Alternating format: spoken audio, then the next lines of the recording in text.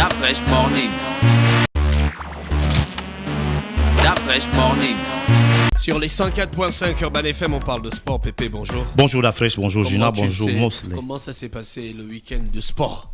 Ouais, c'était très bien. C'était très bien. On a pu voir beaucoup d'activités sportives, notamment. Le vrai sport. C'est quoi le faux sport? Le sport physique. Ah, le sport physique, comme tu dis, mais le sport, c'est en même temps sur le terrain, en même temps hors des terrains, parce qu'il faut organiser ce qui se passe sur le terrain. Souvent, si ce qui se passe hors du terrain n'est pas bien huilé, n'est pas bien organisé, sur le terrain, on voit n'importe quoi. Donc, c'est aussi important l'organisation sur le terrain qu'hors du terrain. De toute façon, j'ai pu le reconstater encore hier avec les finales du challenge du Grand Maître Park. Comme je le disais en off, c'était tellement bien huilé qu'on avait vraiment l'impression, nous on n'a pas encore eu la chance d'assister aux grandes cérémonies en Occident, mais je suis sûr que c'est pas loin de là, parce que c'était déjà au fil des années, on sent qu'il y a des améliorations. Donc ce qui n'a pas marché l'année dernière, on ne reconduit pas ça pour cette année. C'est aussi ça l'évolution. Aujourd'hui, lorsque tu assistes au challenge Grand Maître Park, tu ne repars pas de chez toi fatigué, lessivé, complètement gazé. Non, parce que au lieu que ça soit en un seul jour comme c'était au départ, ça s'étend déjà sur plusieurs jours. Donc il y a des éliminatoires, il y a comment on appelle ça, les phases finales, il y a les finales qui sont en un seul jour. Donc du coup, plus c'est étendu sur le temps, plus il n'y a pas d'heure. Voilà, il y a moins de souffrance pour celui qui vient regarder, même si c'est un bon spectacle. Donc hier, on a assisté aux finales, de bonnes finales, de belles finales. On a vu que le niveau du taekwondo gabonais est bien, malgré le fait qu'il n'y ait pas de fédération gabonaise qui existe. On se rend compte aujourd'hui que le Challenge Grand Maître Park, c'est maintenant la Coupe du Gabon, c'est le championnat national, c'est la Coupe du Gabon Interclub, c'est toutes les compétitions nationales. Parce qu'à part le Challenge Grand Maître Park, aucune autre compétition au Gabon en termes de taekwondo ne réunit tous les acteurs du taekwondo. On a pu voir des gars revenir de Lambaréné, de Mouila, de Port-Gentil, du Woluntem, de l'ensemble du Gabon. Et ça, c'était vraiment une belle fête du taekwondo, au-delà même de l'aspect purement sportif. C'est ce qu'on veut voir. Et tout ça à la fédération. Mais il n'y a pas de fédération. Il n'y a pas de fédération. Jusque-là, on avait demandé, mission avait été accordée au Comité national olympique de réorganiser, de revoir les statuts, de revoir justement les statuts pour organiser les élections. Mais jusque-là, il y a eu des problèmes d'argent, il y a eu des problèmes de ceci, il y a eu des problèmes de cela. Jusque-là, il n'y a pas de fédération gabonaise de taekwondo. Ce n'est pas que la fédération marche mal ou la fédération a des... Non, il n'y a pas de fédération de taekwondo depuis... Et les taekwondoïstes, ils sont contents de cette situation? Ils ne sont pas contents, mais ils n'ont pas le choix. Qu'est-ce qu'eux, ils peuvent faire là? Si on a donné une mission, la fédération internationale... À faire du bruit, par exemple. Oui, peut-être c'est possible. Au lieu de se cantonner dans un coin et on a l'impression que, tout va bien, tout va bien, rien ne se passe. C'est juste quand le challenge du Grand Maître Park se passe qu'on se rend compte que là, il y a un problème. Oui, effectivement, parce que, comme je le disais, c'est la seule compétition où les camps qui ont été et qui sont clairement identifiés arrivent à être ensemble. Mais il y a des camps qui sont là. On sait que la dernière élection, ce qu'il devait avoir comme élection, devait opposer David Mbembo à Lafleur. Et on peut voir aujourd'hui qu'il y a certains qui sont pro Lafleur, d'autres qui sont pro Mbembo. Et du coup, tant que tout le monde n'arrive pas à s'asseoir autour de la table pour parler le même langage, la situation est telle. À un moment donné, à l'Estuaire, il y avait pratiquement 2 ligues. Dans le Guevino, c'est vrai qu'il y a une seule ligue, mais il y a des gens qui ne sont pas véritablement avec la ligue mère et qui ne participent donc pas aux compétitions de la ligue. À Lambaréné, il y a les divisions qui sont sur le plan national se répercutent sur le plan provincial. Et du coup, il n'y a pas de compétition sur le plan national, même si on sait que c'est la fédération qui doit organiser les compétitions. Mais on voyait à un moment donné que les taekwondoïstes eux-mêmes, ils s'organisaient. Souvent, si la Ligue de l'Estuaire ou une association de la Ligue de l'Estuaire organise une compétition, elle peut inviter n'importe qui, ou bien tout le monde va se réunir autour et le faire. Aujourd'hui, c'est impossible. Enfin, jusqu'à hier, c'était impossible. Maintenant, tout le monde compte sur le challenge Grand Med Park, parce que c'est la seule compétition qui réunit tout le monde. Tout le monde compte sur ça pour réunir. Aujourd'hui, on a Anthony Obam qui jusque-là n'est pas encore qualifié pour les Jeux Olympiques. Et est-ce qu'il y a relation de cause à effet? On ne sait pas, parce que lui ne participe pas au championnat national, mais je crois que psychologiquement aussi ça peut jouer. Tu es international, tu fais partie des meilleurs du monde, mais tu n'as pas de fédération. Donc tu es là, tu es un peu comme un enfant qui est fort, qui a du potentiel, mais qui n'a pas un parent pour le soutenir lorsque ça va mal. Donc, non, c'est même pas un parent pour le soutenir, qu'aucun parent ne veut venir pour signer. En fait, ils doivent juste signer pour que tu ailles apprendre, c'est tout, mais ils ne viennent pas. Ouais, du coup, on a des athlètes. On a Moïga aussi qui est encore loin de se qualifier pour les Jeux Olympiques. On a pourtant des gens qui ont cette capacité de se qualifier, mais qui ont tous les problèmes du monde du fait qu'il n'y a aucune organisation réelle derrière. Anthony nous expliquait la dernière fois il avait participé à la Coupe d'Afrique parce qu'il avait un nom. Et pas parce qu'il était gabonais, pas parce qu'il appartenait à une fédération, mais parce qu'il avait un nom et que au taekwondo, comme dans certains arts martiaux, ça compte énormément. Et donc il avait pu s'inscrire pratiquement de lui-même. Et ça, c'est quand même assez désolant lorsqu'on sait qu'on a eu qu'il a été champion du monde et que le Gabon a quand même eu, même si c'était pas des retombées de manière de comme on voulait, mais on a eu les retombées parce qu'on a été au centre du monde pendant longtemps, au centre du monde taekwondo. Bon, aujourd'hui, on regarde le Challenge Grand Met Park qui est à sa 11e édition et donc il y a vu des nouveaux clubs arriver. Il y avait 58 clubs. Tu te rends compte, Dafresh, 58 clubs étaient à cette grande fête.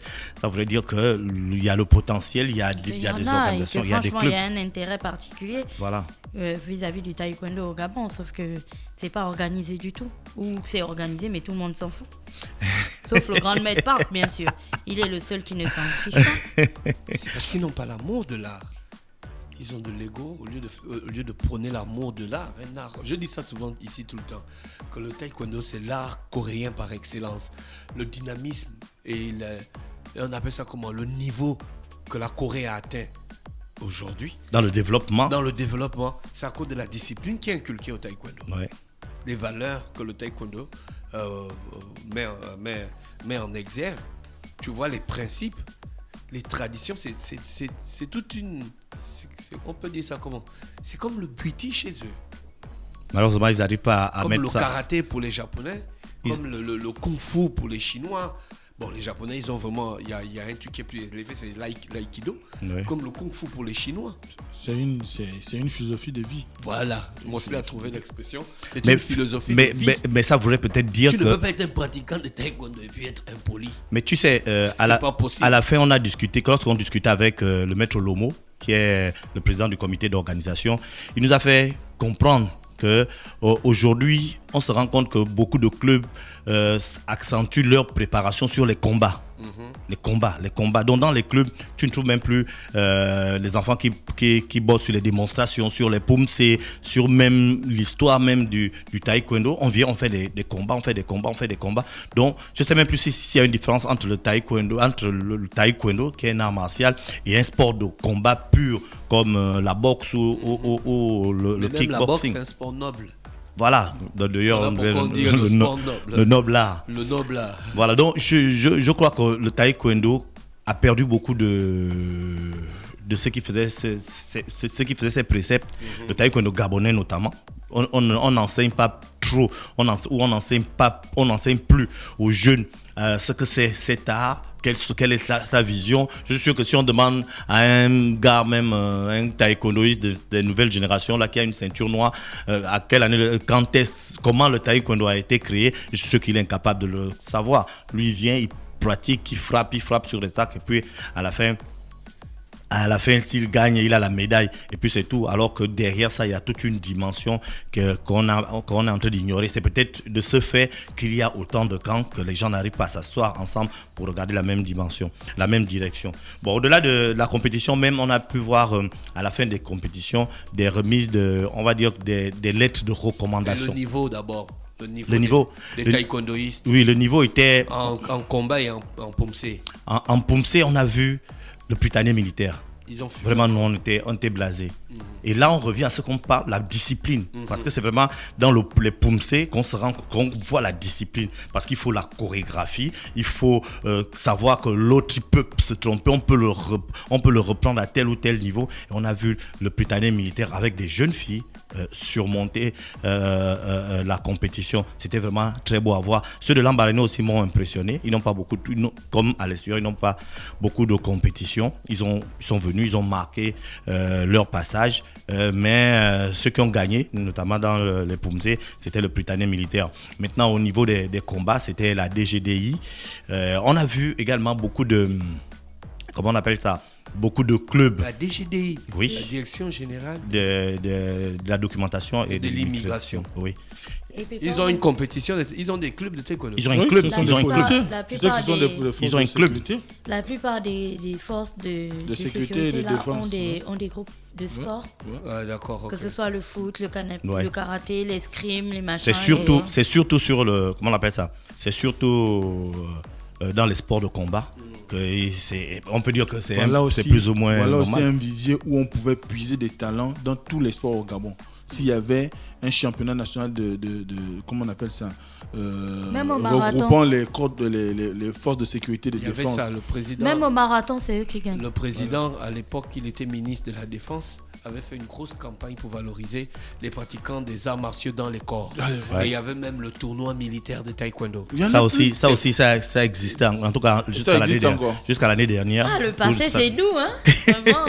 Parce que- Non, on nous avait sollicité. On a un problème. Quand j'ai eu le bac, on nous a sollicité que tous les pratiquants de taekwondo qui avaient un niveau ceinture noire et qui avaient le bac Ouais. pouvaient avoir un certain grade dans un corps, à condition qu'ils continuent à pratiquer là. Pour le club, Oui, pour moi, le club j'avais été militaire. oui, ou- moi j'ai été rapproché. mais- On se rappelle ils avaient un grand club à l'armée là, de football. Missile FC. Ça existe toujours. Voilà. Mais Aujourd'hui- ils jouent encore le championnat. Ils jouent le national. championnat national de première division. C'est plus comme avant. Non, ce n'est plus comme avant parce que le championnat n'est plus comme avant. Attendez, Mais d'abord, les Missile- gars, une minute. D'après, j'aurais été à l'armée. il aurait mis l'uniforme avec le petit chapeau sur le côté. Là, il allait être avec son pote qui est à B2 là. Mais là, tu devais être T'as loin. moi, Ça remonte à combien de temps? Pas Tu devais de être très loin. C'était en- C'est pas de j'ai eu le bac Minou, en 2000. C'est pas de Minou qui est mis. Tu devais avoir 18 ans d'armée. 18 ans de service. À l'heure actuelle, on devait Colonel. venir à Non, ta mais c'était un bon programme. décoration. Oui, On mais devait- c'était un bon on programme. devait s'acheter une Il y avait des barrette. gars qui étaient des pratiquants, qui étaient à l'université, et deux fois qui venaient même avec l'uniforme, venir suivre les cours. C'est pas que tu arrêtais tes études et puis Non. tu rentrais dans l'armée, non. On te suivait concrètement. Pas de Il y en a Minou, qui n'était pas dans font le même encore ça. programme. Hein? Pas de Minou. Non, pas de mine. Je pense que là, d'après, je l'aurais déjà été un colonel. Oui, 18 ans. Jesus. Colonel. L'armée, c'est la prima des Tu comprends? jeunes. Non, Mais tu colonel. devais mixer la Jordan là comme avec l'uniforme, Seigneur. Non, avec le treillis, mon gars. Il devait commander des Jordan. Pépé, il n'y a pas eu autre chose en termes de Si, sport. donc je suis en train de dire la Non, on DGD. parlait du niveau Voilà, de oui, taekwondo. le niveau était bien. On peut dire que c'est assez stable. Parce qu'on se rend compte que dans beaucoup de catégories, ce sont les mêmes qui gagnent. Ici, là, on a parlé de certaines sorties, notamment en Afrique du Sud, en Côte d'Ivoire, et qu'il y avait des Gabonais qui gagnaient. Ces mêmes Gabonais, tu les revois qui ont gagné, comme Gunda, Joannick ou Johan Rapono, qui ont l'habitude de sortir. Rapono. Oui, Rapono. Qui sortent souvent. Pourquoi chaque fois que je dis ce nom-là, il y a toujours ce petit... Parce que ça nous fait penser à Nike Rapono. Caca, rappelons. Caca. C'est Johan. Nike Stasi Rapono. Nike, Coucou, c'est Nike. caca. Caca, Elle Rapono. est en Côte d'Ivoire. Bonjour Nike. Mais Caca Rapono, ça renvoie à un roi, du moins un grand chef coutumier de l'Est hier. Qu'on appelle aussi le roi Louis.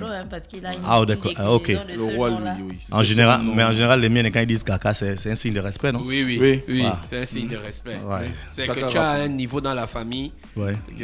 tu as un niveau de crédibilité, de sagesse dans la famille. Et voilà, on t'appelle caca.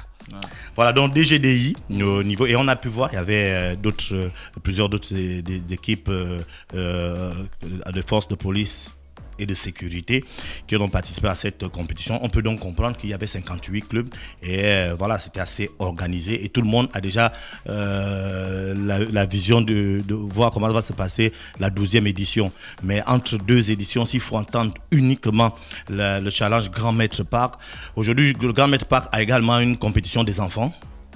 C'est un challenge enfant pour les enfants de moins de 16 ans, parce qu'on se rend compte dans ces compétitions que ces enfants qui ont 14, 15 ans et qui ont de bonnes ceintures ne peuvent pas souvent compétir, même s'ils sont dans la même catégorie que les adultes, n'ont pas beaucoup de chances de gagner. Donc ils ont les organisateurs ont mis en place une autre compétition qui s'adresse uniquement aux jeunes qui ont moins de 16 ans. Et ça, c'est une très bonne chose, ça permet à ces enfants-là de progresser normalement.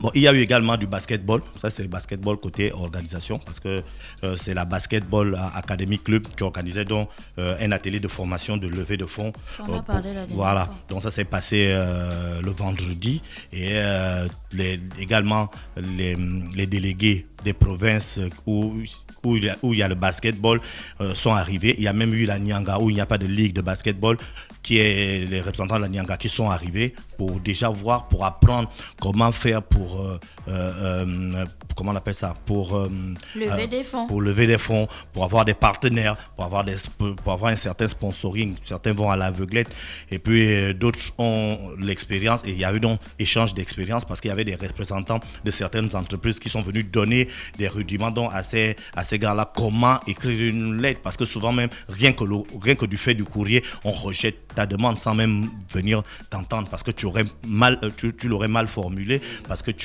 la cible n'est pas la bonne, parce que voilà, il y avait beaucoup de raisons. Il y a eu également les anciens présidents de ligue, de fédération, notamment Sylvie Kota qui était là, qui a donc déjà géré une fédération, la fédération gabonaise de basketball, qui est donc venu partager également son expérience. C'était vraiment très bien, parce que moi je crois même que c'est une association de basketball qui l'organise, mais c'est un type d'événement qui doit aller vers les autres fédérations, parce qu'aujourd'hui tout le monde attend l'aide de l'État, et lorsque l'État a quelques soucis, ou lorsque l'État vous fait aussi tourner, il n'y a rien du tout. Donc si vous avez des stratégies pour avoir un peu d'argent, si vous avez des stratégies pour avoir des partenaires, ce sera vraiment très bien. Donc c'est vraiment une très bonne idée qu'ont eu là les représentants ou bien les responsables de la Basketball Academy, notamment Willy Aseko, qui a donc organisé cet atelier et c'était une bonne chose. Il y a eu également du kickboxing avec la deuxième journée du championnat de l'Estuaire, le championnat de la Ligue de l'Estuaire. Donc il y a eu juste 9 combats. Maintenant à l'Estuaire, il y a 5 clubs. Le kickboxing aussi est en train de s'asseoir petit à petit au niveau des provinces. On souhaite maintenant qu'avec le président de la fédération de kickboxing, qui est Eric Elia, et là qu'on avait eu ici, et qui nous disait donc le nombre de médailles qu'apportent les combattants de kickboxing lorsqu'ils sortent du Gabon, que ces médailles-là arrivent à faire que l'État, que le ministère regarde aussi un peu plus vers ces sports de combat qui sortent tout le temps victorieux. Donc voilà en gros l'actualité. Et puis mercredi. Mercredi, c'est mercredi, c'est Noël. Ah, mercredi, c'est Noël. Donc, nous, on dit déjà joyeux Noël à tous les sportifs gabonais. Merci, Pépé, qui était avec nous ce matin sur les 104.5 Urban FM, la station urbaine pour le Da Fresh Morning, le réveil matinal le plus haut de la capitale sur la radio. La plus haute de la capitale. On va en publicité et on se retrouve juste derrière. Restez connectés. Da Fresh Morning.